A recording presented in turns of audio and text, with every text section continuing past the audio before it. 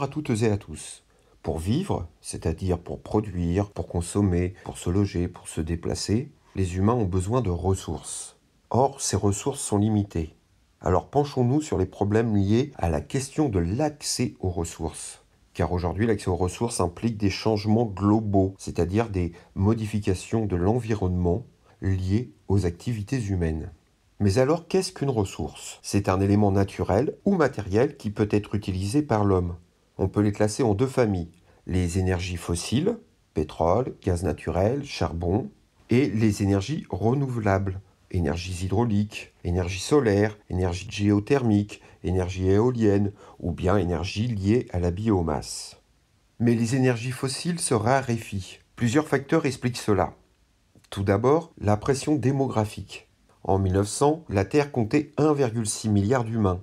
Aujourd'hui, 8 milliards d'humains habitent la planète. En 2050, 10 milliards sont estimés. Cette croissance démographique augmente les besoins humains en ressources.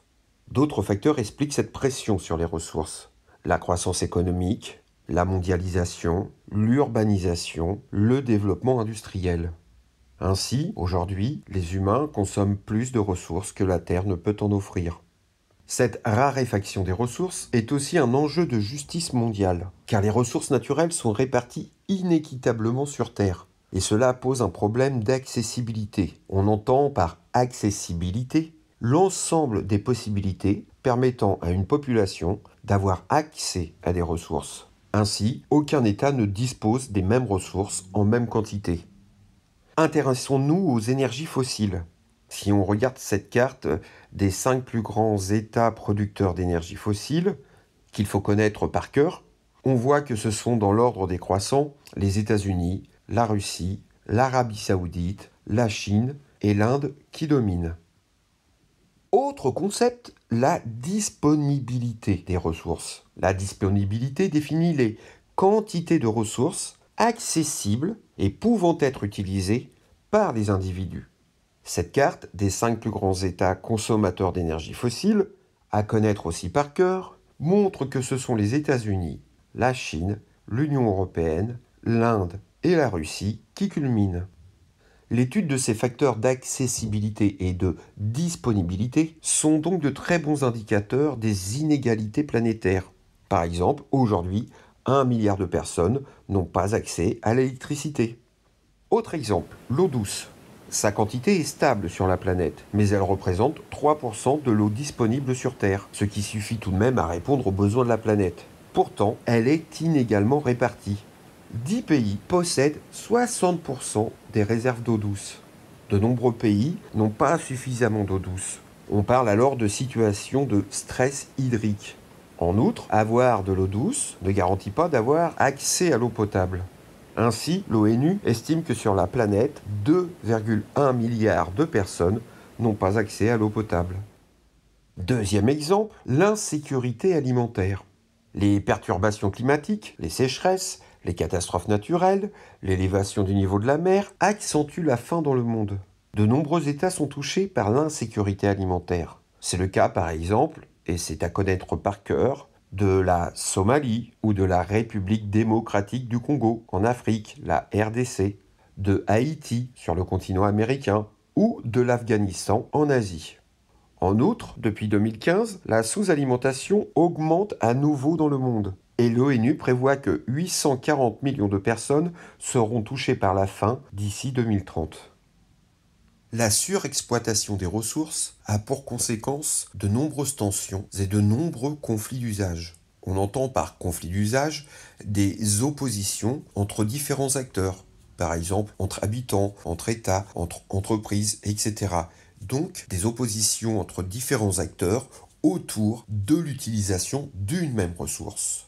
D'abord, des tensions économiques.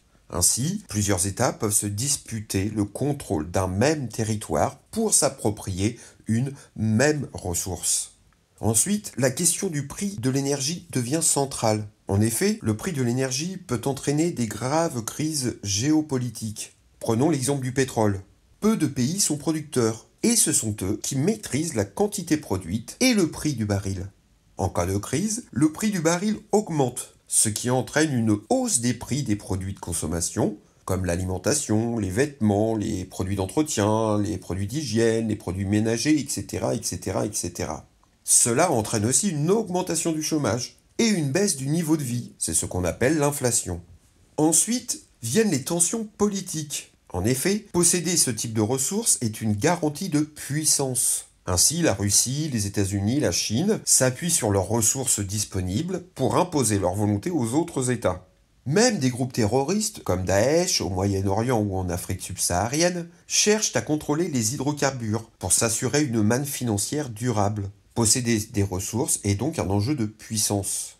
Plus encore, la question énergétique peut entraîner des guerres, comme au Moyen-Orient, une région riche en hydrocarbures. De même, il existe des conflits armés lorsqu'il s'agit de s'approprier les terres rares et les minerais nécessaires à la fabrication des batteries de nos téléphones ou de nos voitures. Enfin, dernier type de tension, les tensions environnementales. Depuis plusieurs décennies, il n'est plus possible d'ignorer les changements globaux, les bouleversements climatiques, le réchauffement planétaire, la hausse du niveau des mers, la déforestation, etc., etc. L'érosion de la biodiversité est spectaculairement inquiétante. 60% des espèces sauvages ont disparu depuis les années 1970, et ce n'est pas fini. L'ensemble de ces questions constitue les changements globaux, c'est-à-dire les modifications de l'environnement liées aux activités humaines. Les menaces sur les milieux sont très variées. En mer, par exemple, l'augmentation du trafic maritime aggrave le risque de marée noire, menaçant les côtes et la biodiversité marine. Sur Terre, l'exploitation du pétrole ou du gaz de schiste menace les nappes phréatiques et empoisonne la population. En outre, l'énergie nucléaire est aussi très loin d'être propre. Les catastrophes de Tchernobyl, en Ukraine en 1989, et de Fukushima, au Japon, en 2011, ont largement prouvé les risques nucléaires pour les sociétés et pour l'environnement. Ajoutons à cela les pollutions liées à l'usage des énergies fossiles.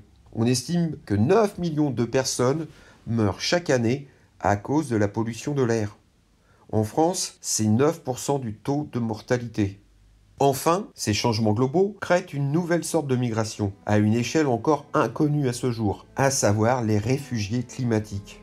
Un réfugié climatique est une personne contrainte de quitter son pays du fait d'une catastrophe climatique causée par l'action humaine. Depuis 2008, 21,5 millions de personnes en moyenne ont été déplacées chaque année de force à cause de catastrophes telles que des inondations, des tempêtes, des incendies ou des températures extrêmes. La situation risque d'empirer encore. On prévoit le déplacement d'environ 260 millions de personnes d'ici 2050 et jusqu'à 2 milliards en 2100. Des chiffres sans aucune mesure avec les migrations que nous avons connues jusqu'à ce jour. Alors, après ces propos optimistes, je vous remercie de votre écoute et vous souhaite un beau soleil.